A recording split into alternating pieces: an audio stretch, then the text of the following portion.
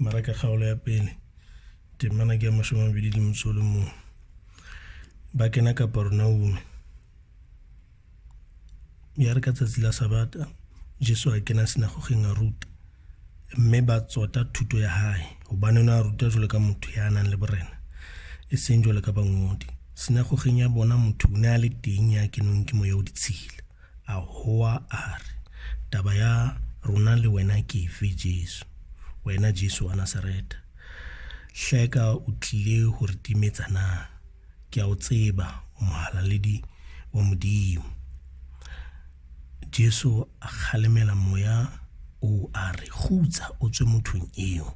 Yaba moya o ditshila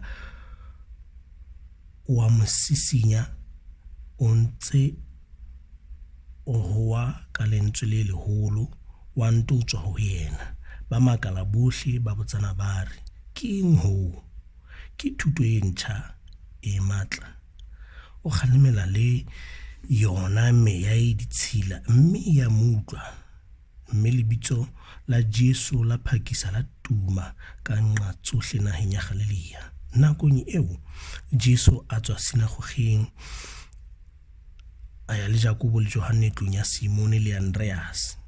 Mohahadi wa Simone o ne a robetse malaong, a jewa ke febere, mme ba phakisa ba mmolela ho Jesu.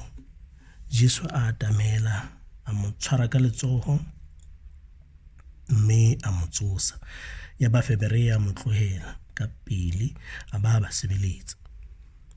Ya re maitsibuwa ha tsatsi le dikela, ha tliswa ho Jesu bohle ba seng monate le ba nang le batemona, motse kaofela wa bokana pela monyako.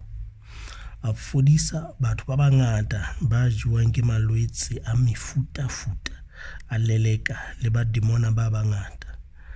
Mme o ne a sa dumele ha ba demona ba bolela hore ba mo tseba.